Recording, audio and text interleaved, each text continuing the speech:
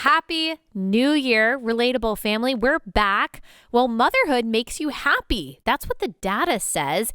And white women above 45 are most likely to be on long-term depressants. We'll look at some recent data and analyze why that is. Also, a church disinvited me from their conference, and I will explain why at the end of this episode. But we'll start with some thoughts and encouragement around the new year, and then we will get into the rest. I've got nothing to say about any advertiser at the top of this show, so we'll just play the music and then get into the episode.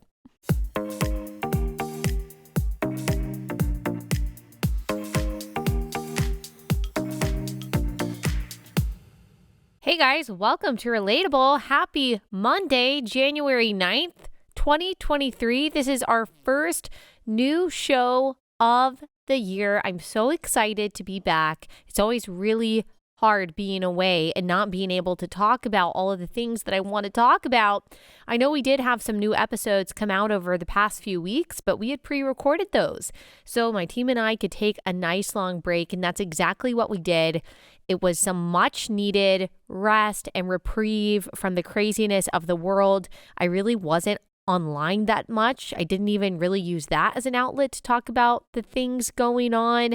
A lot of you have been asking, for example, what's going on with the whole Speaker of the House thing? Dude, I am just now kind of catching up with that. Kevin McCarthy is Speaker of the House. I kind of was just like, you know what? Just wake me up when we find out what exactly is going on, what the demands were to make him Speaker of the House, all that stuff.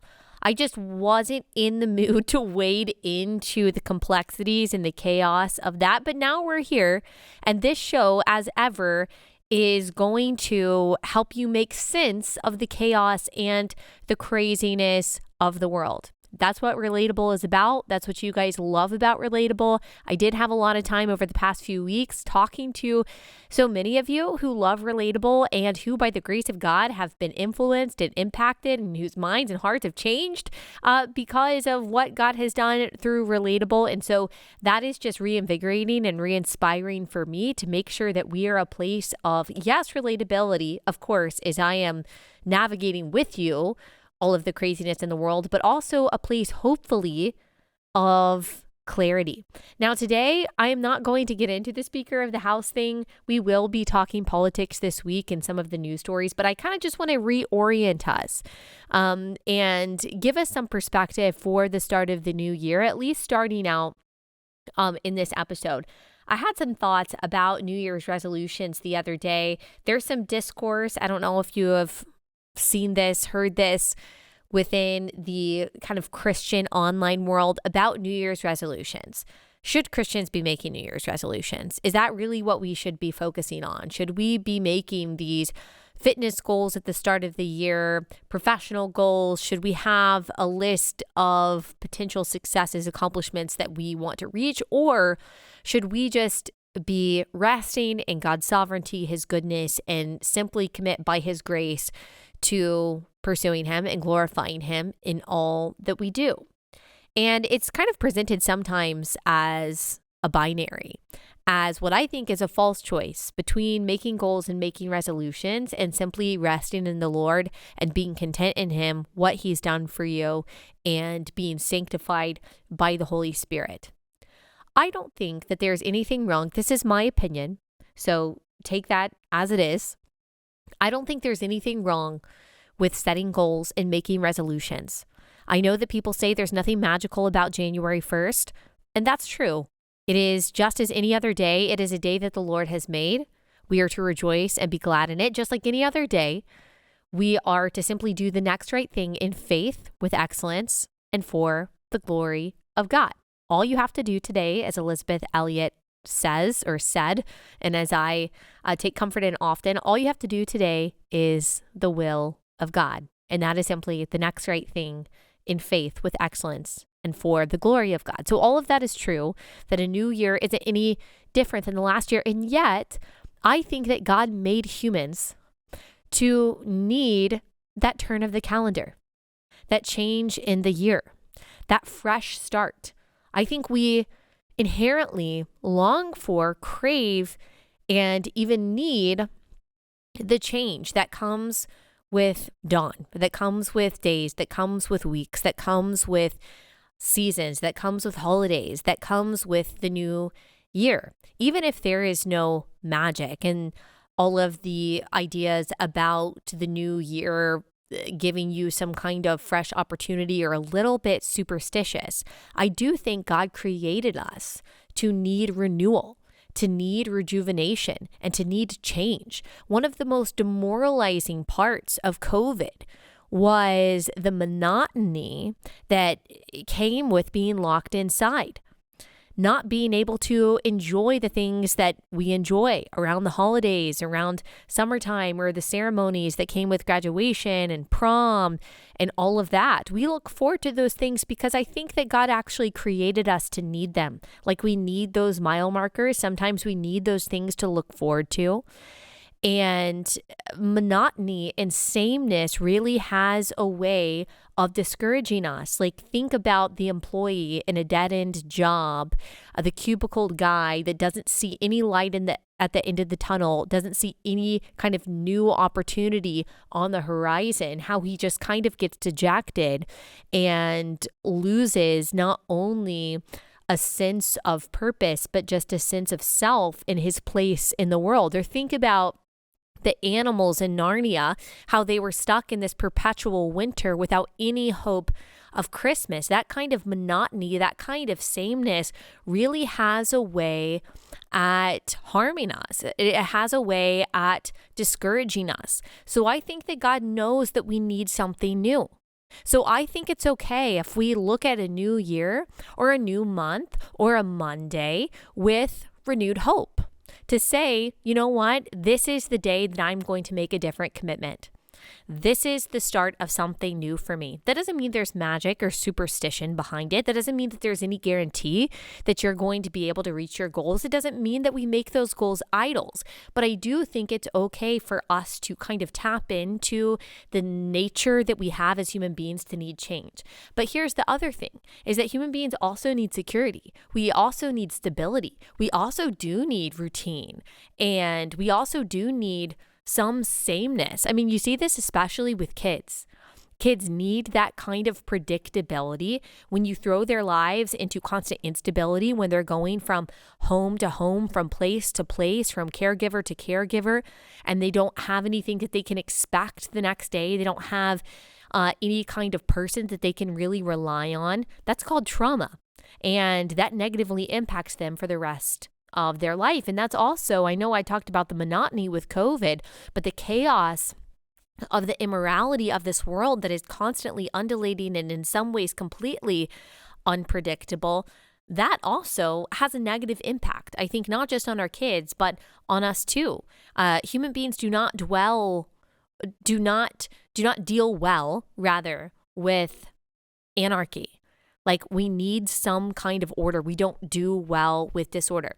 And so I think that the longing that we all have, both for newness and for freshness and for renewal, rejuvenation, and stability and security, I think those are parts of being made in God's image. And really, whether it's a new year or a new week or just any day of the year, the only place truly that we can find the perfect wedding of those things is in God himself. I mean, this is a God who in Hebrews 13:8 says that he is the same yesterday, today, and forever. He also tells us in Lamentations 3:22 through 23 that his mercies are new every morning. So I think that is like the perfect depiction of God's sameness and security, but also showing us our need for renewal. So his mercies are new every morning. His faithfulness is the same, never waxes or wanes. He doesn't love us any more or any less based on what we do. And yet that mercy that he offers us is actually renewing every day. This is the God who never changes, who never shifts, and who never evolves, yet changes the times and the seasons, Daniel 2:21. And so I don't think that we need to kind of present this false choice as Christians. Do I make these goals? Do I try to be a a quote unquote better person, whether that's more organized or whether that's texting people back or whether that's having a better routine or spending more time with your kids, less time on your phone.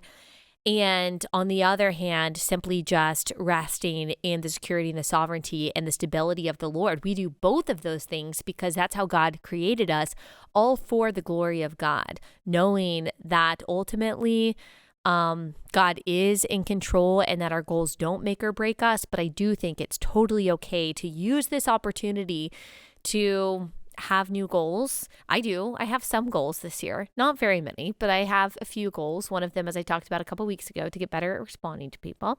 And so I think that's okay. I don't think Christians necessarily need to run from that. So all that to say, Happy New Year, and praise God that Jesus Christ is the same yesterday, today, and forever. And with all the craziness that this year will bring, because it will be a lot of craziness, we know that one thing is for sure. We can handle the change, though. We can handle the craziness by God's grace because God created us to kind of endure that change. And He offers us the stability that we are longing for. All right.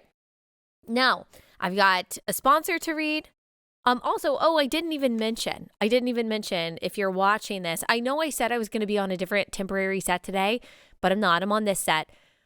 Also, we are building a new set. We are building a new set.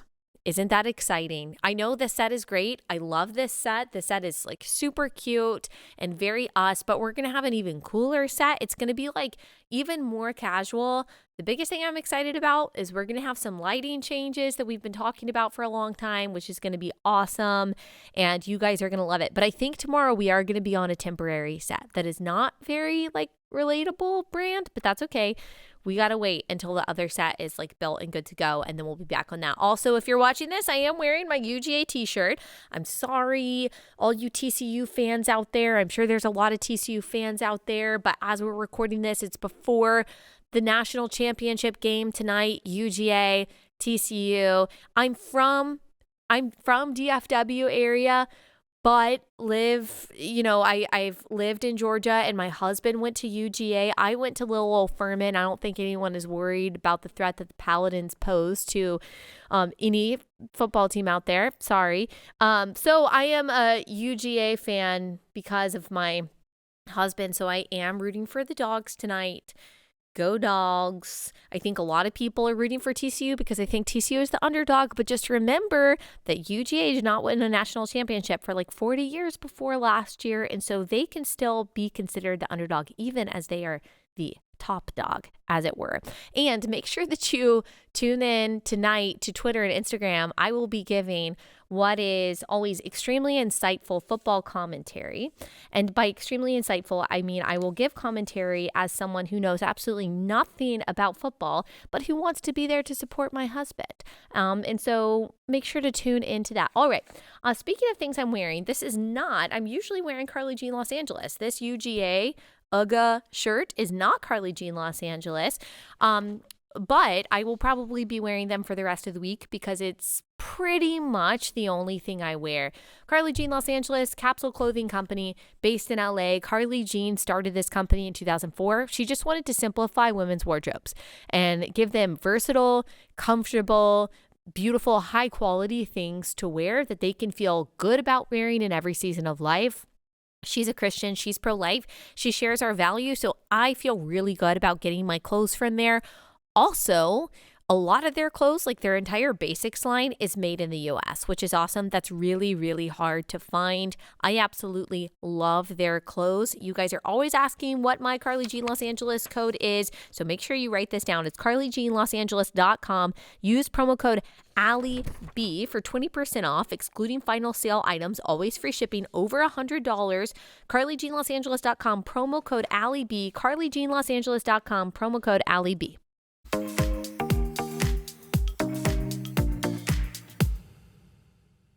All right, before we get into a segment about mothers and happiness and women and things like that, I just wanted to ask a little question to my team over there, and I can answer it first.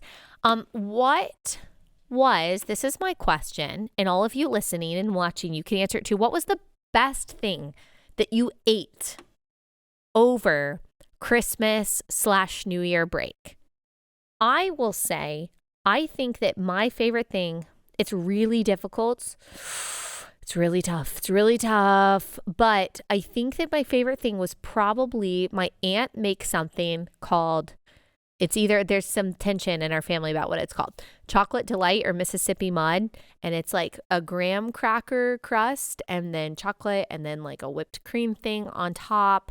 And it's not a pie. It's like almost like a casserole type thing. Oh my gosh. It is so good. That's the first thing that came to mind when I thought about the best thing that I ate, and now my stomach is growling.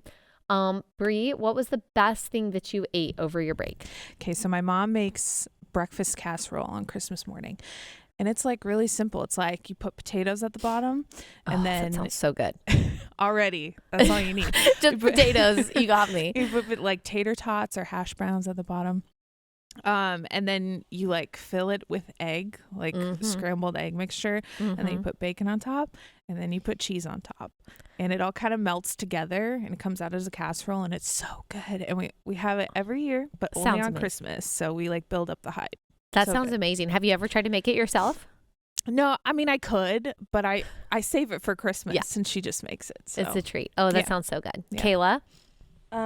So on Christmas Day, we had people over and hosted everyone at the house, and I roasted duck for the first time by myself. Yeah, so I made 2 ducks, and they turned out really, really well. I mean, I think everyone ate it. There was no duck left. So what did you put on it? So I did I found a recipe that was like a honey glaze, like honey, soy, lemon juice, olive oil glaze, and so I just roasted it with onions and garlic and lemon inside the cavity, and then in the last 45 minutes you pour over the honey glaze, and then bake it for the last 45, and it comes out Kayla, really crispy and beautiful and I'm so impressed. Yeah, did you know when you cook duck you have to flip it? I've never cooked duck, so I did not know. You have to flip it twice. Oh, now you know.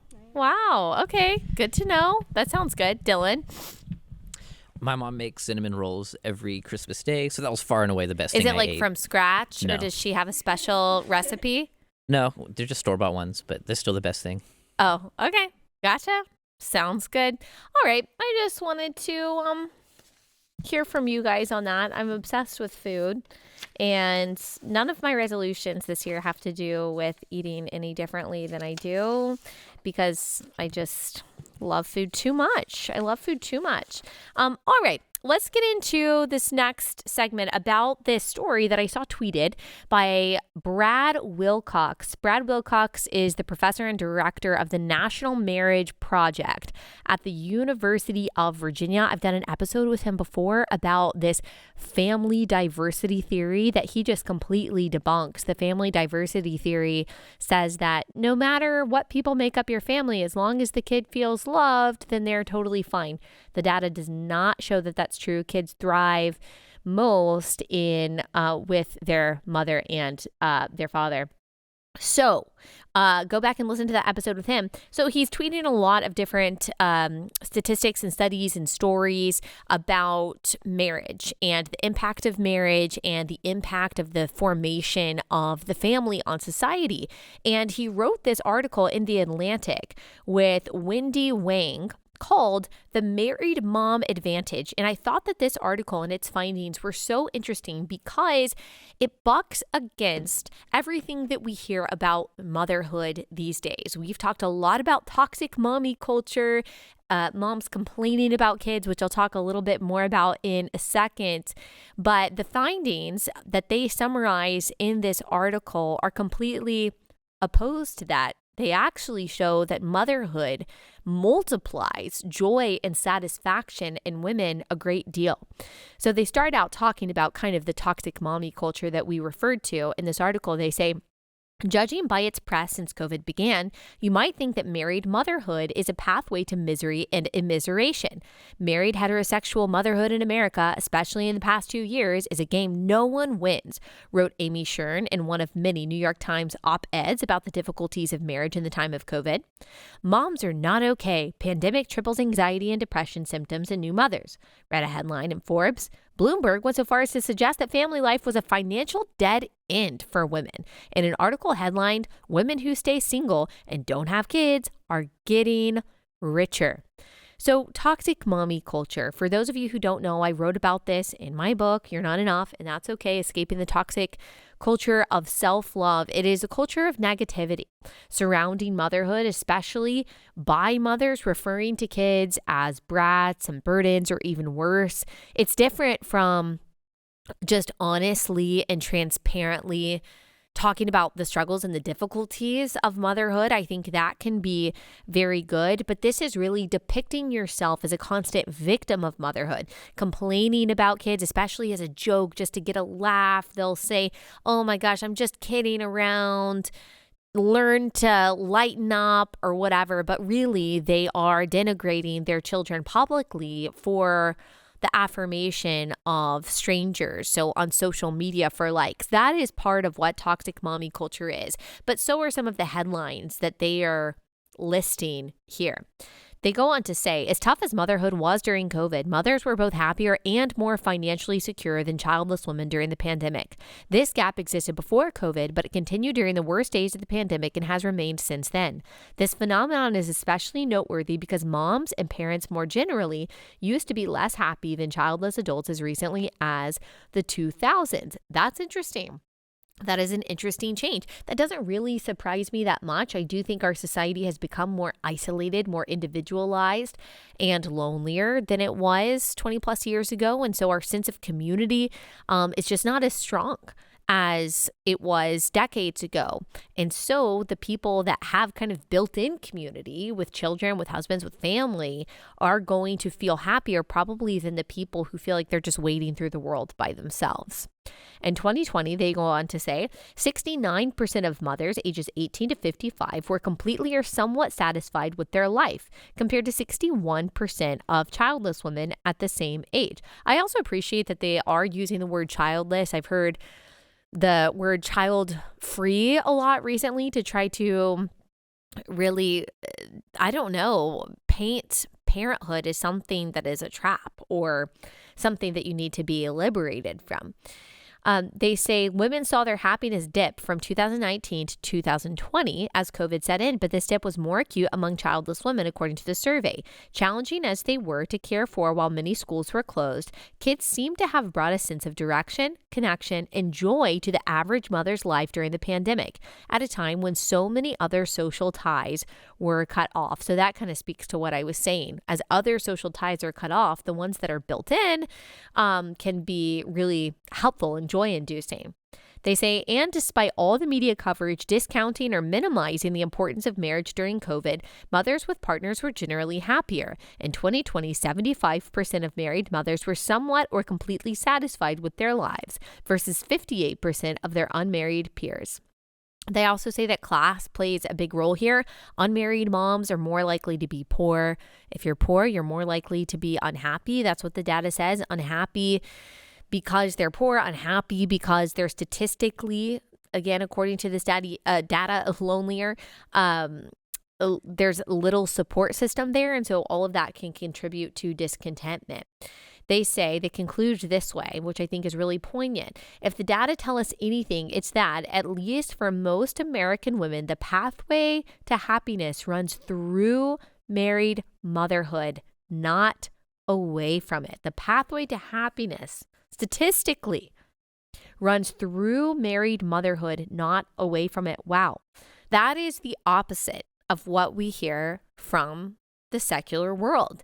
We hear that kids take away your identity, that they make you lose sight of who you really are. You lose yourself. They get in the way of your goals. They ruin your body. They're bad for the environment. That's what we keep hearing from these Malthusian crazy people.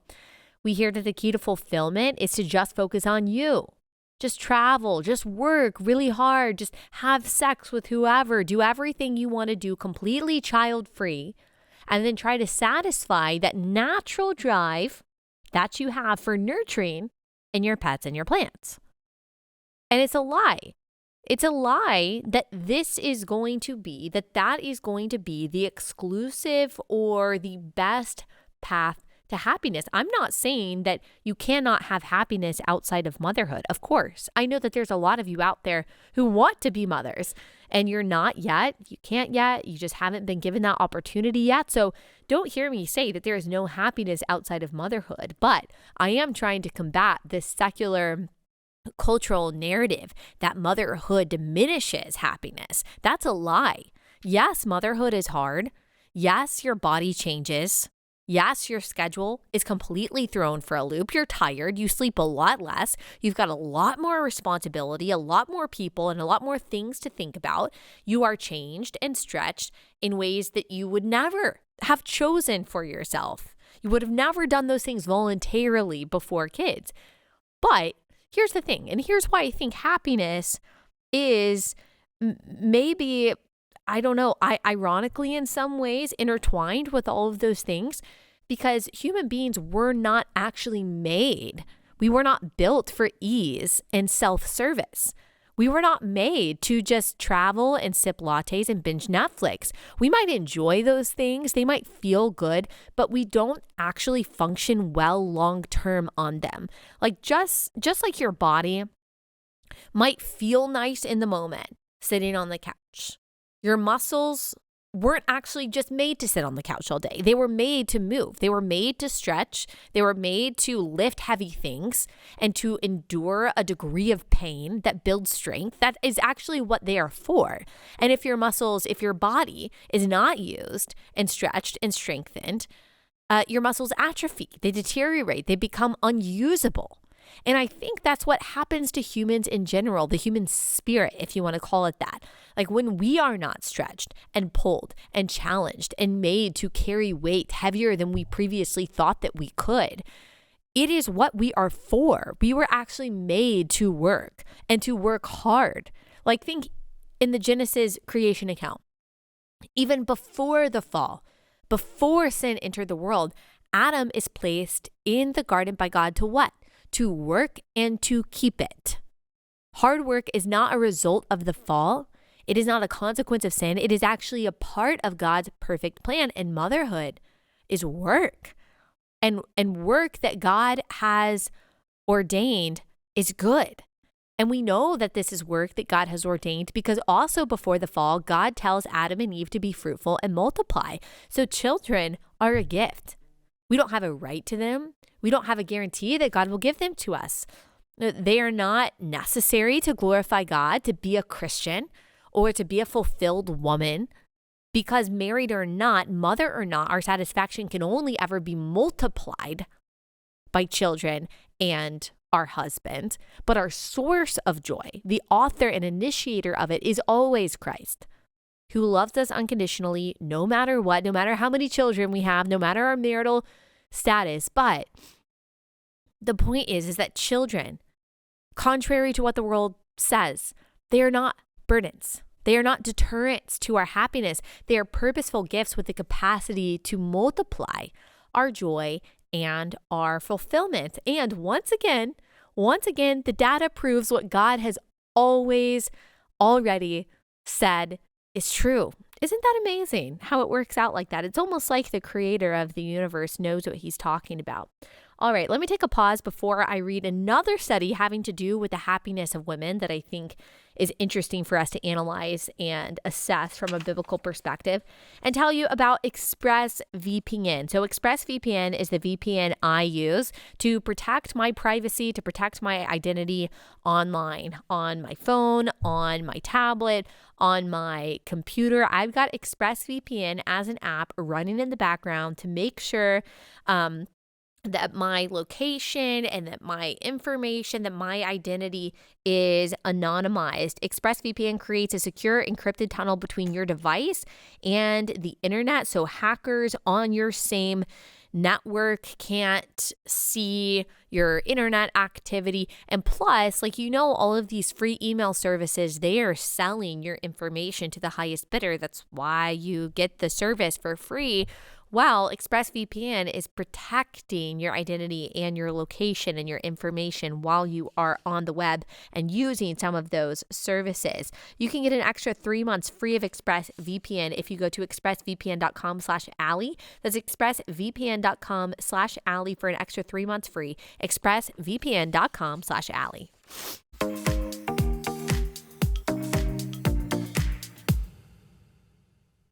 Okay, I wanted to highlight this study that I saw tweeted recently by Nancy Pearcey. She's an amazing professor and author. She wrote the book Love Thy Body. I've had her on too a couple years ago. Highly recommend that book if you haven't read it already.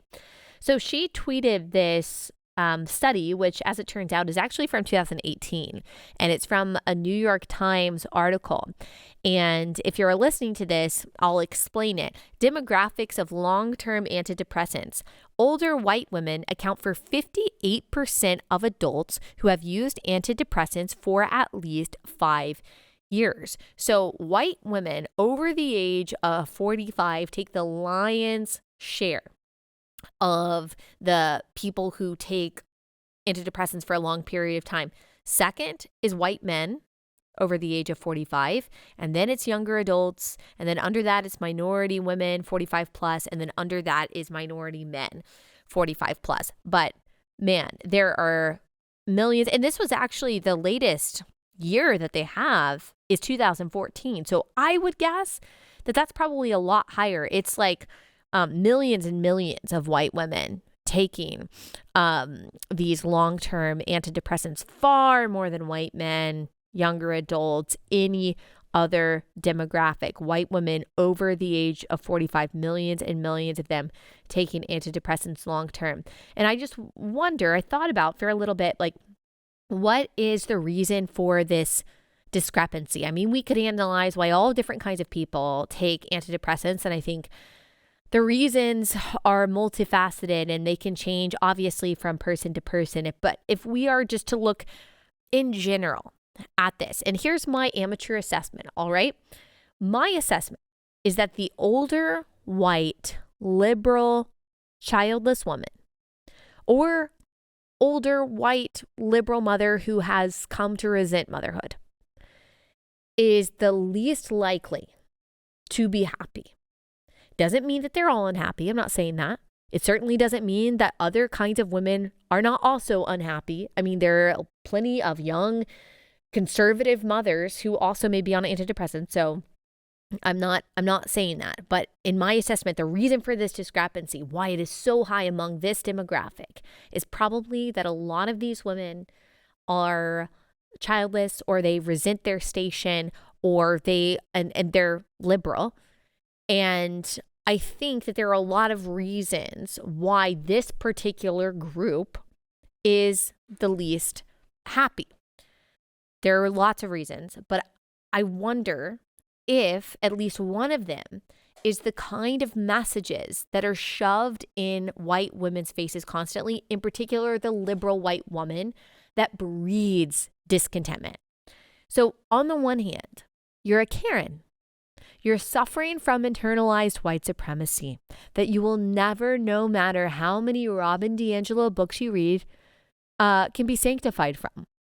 And if you are, you politically lean left, you actually care about this. This is the last thing that you want to be, or that you want to be seen as. You're cast as a school marm, as a nag, and of course as a natural racist, and you have so much pressure to prove yourself as cool, as with it, as woke, as, down with the cause, to make sure people don't demonize you as a Karen, make sure that people don't think that you're racist. And so you're constantly striving to do the work, as it were, and to be seen as an ally. Wow, that's a lot of pressure. And you're basically told to deny your skin color, deny your age, deny your gender, so you won't be seen as a Karen. That's a lot of pressure. So you're simultaneously told on the one hand that who you are is naturally bad and something that needs to be changed fundamentally. And on the other hand,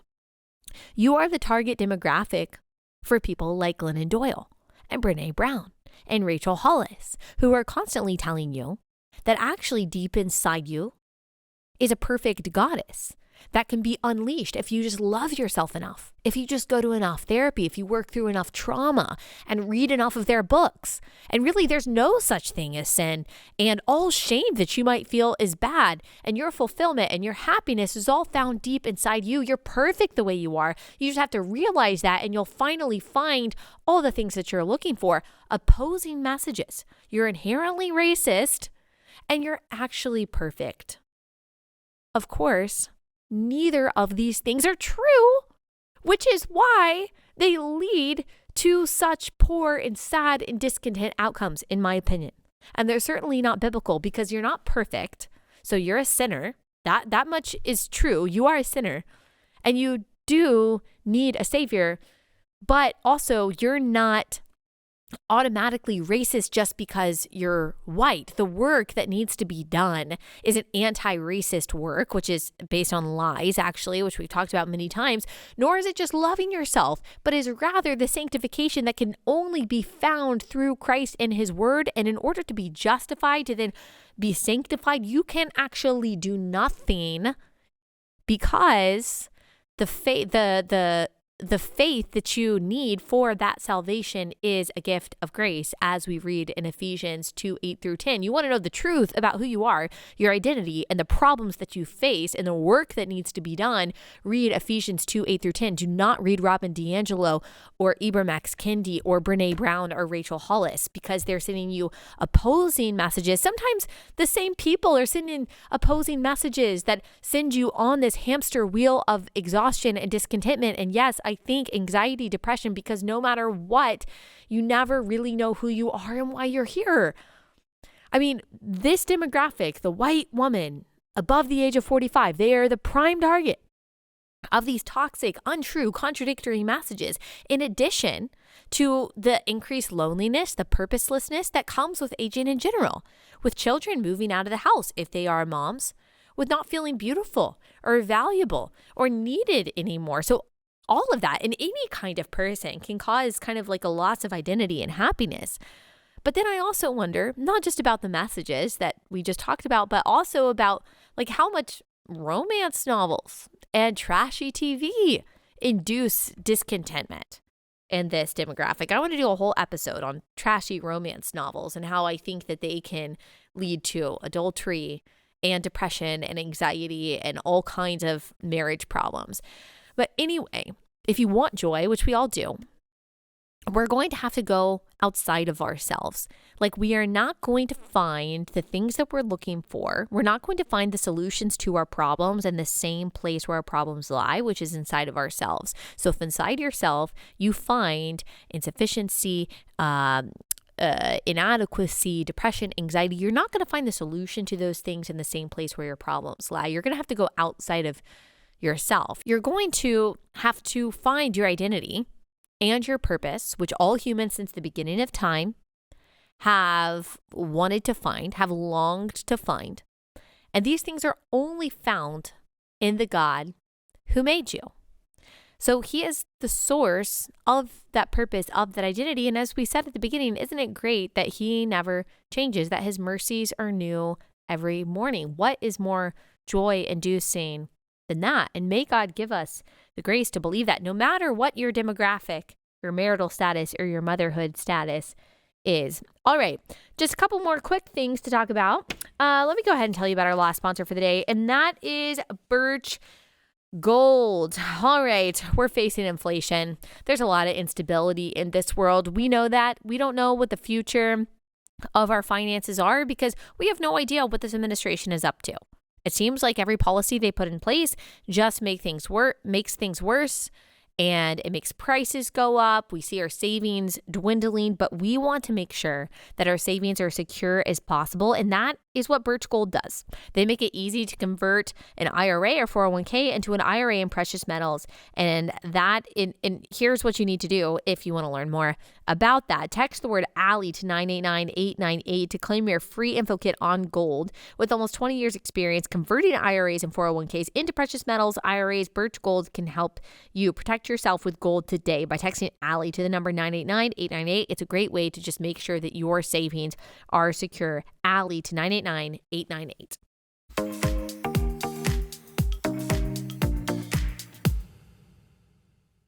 All right, quick update on Clown World because we didn't get into too many news stories today. I just wanted to, a lot of people appreciated this on Twitter, and so I wanted to offer my services of translator of gender nonsense to you as well, because maybe you saw this headline and you had no idea what this meant and you just threw your phone across the room and you were like, I am done. I understand. Unfortunately, and I mean that sincerely, I am so familiar with the language of stupidity that is inherent in progressivism that I understand usually what they're saying and I can interpret it. So let me read you this headline. All right. This is from the Daily Mirror. Transgender man gives birth to non-binary partner's baby with female sperm donor. What? Transgender man gives birth to non-binary partner's baby with female sperm donor. All right. What does this mean? Let me tell you what this means. So a transgender man is a woman. The non-binary partners is also a woman because there's such a thing as non-binary. With female sperm donor, that is just a man. So here's what happened. 2 lesbian women used a sperm donor to have a baby. One woman used her eggs. The other used her womb. Now, of course, you guys know what I think about surrogacy and sperm donation and egg donation. You can go back and listen to some previous episodes. So even without this gender confusion, I have ethical and moral qualms with this. But the confusion and the chaos that these parents are bringing their child into is just heartbreaking. Like, as we said at the beginning, like, humans need order. We actually need definitions. As James Lindsay said on this podcast, all understanding lies in distinctions. Like, it's very important for kids to be able to make sense of the world, to be able to tell the difference between male and female, mom and dad, aunt and uncle, grandma and grandpa, themselves, what they are. All of this is so important for us to orient ourselves in the world. And when you throw humans into a state of anarchy, personal anarchy, familial anarchy, they don't do well. As I've said before, these chickens have not come home to roost. Like, we think that this is as bad as it can get. Wait till the children that are growing up in homes like this, which are homes that are basically built not on seeking the best interest of a child, but seeking validation and affirmation from the existence of that child by adults, which is perverse. When those children grow up, they are going to have problems that we don't even have the words to diagnose the issues that are going to come from this. Remember, as Christians, whenever something goes from what is natural to what is possible through technology, through cultural change or whatever, we always have the obligation to say, hang on a second. And really, that's, as conservatives, that's what conservatives essentially believe too, but especially as Christians, when things go from what God made to what man can make, sometimes that transition is fine. There are no moral qualms with it, but a lot of times there are.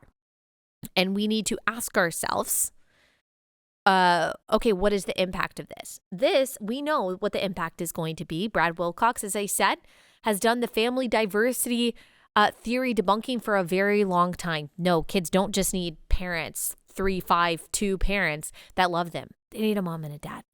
Ideally, they need a mom and a dad. And every policy and every effort, of course, that we have as Christians should be toward that end, to making that as easy as possible, to making it as difficult as possible for kids not to have that ideal situation of a mom and a dad.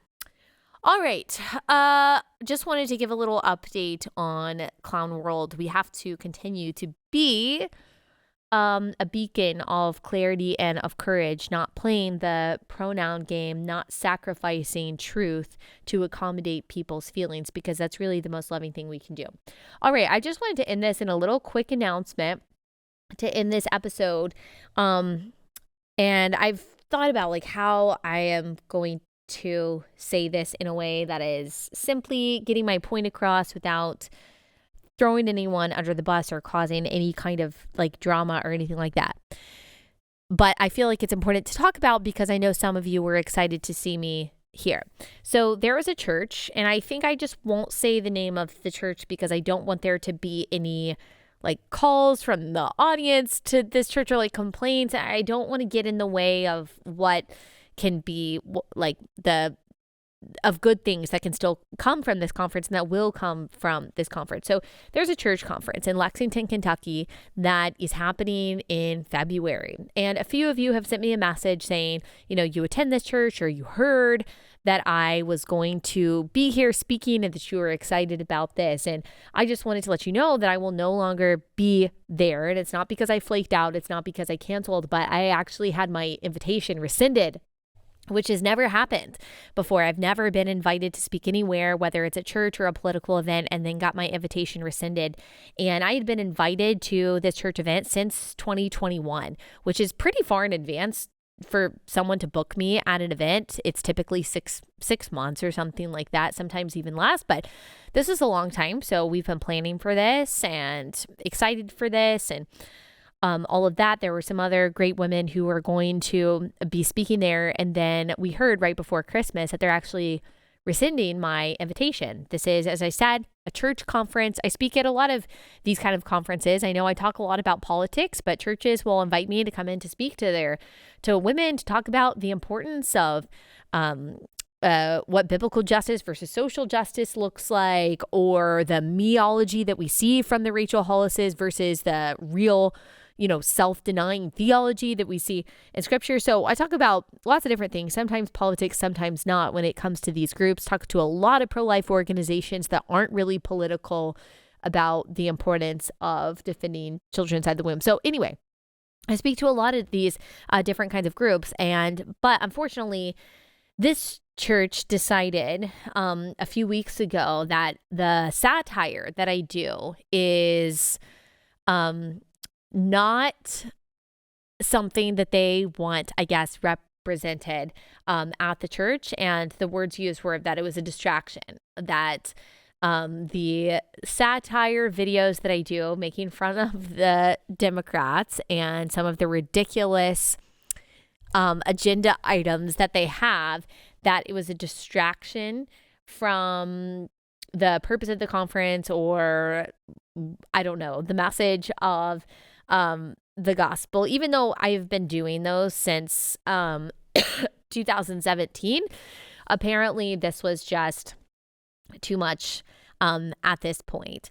And it just got me thinking. I thought that it was really unfortunate, and my personal opinion is that it is the wrong decision.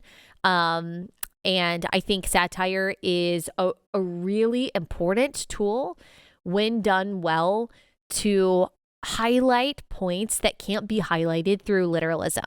And just to comfort you all, in case you're wondering, am I going to stop my satirical videos? No, I'm not, because I think that they're really important. Like, I can't tell you how many pro-life pregnancy centers, the directors, the volunteers have reached out to me and said, and this sounds crazy, but it's not, like how much the Elizabeth Warren video has meant to them.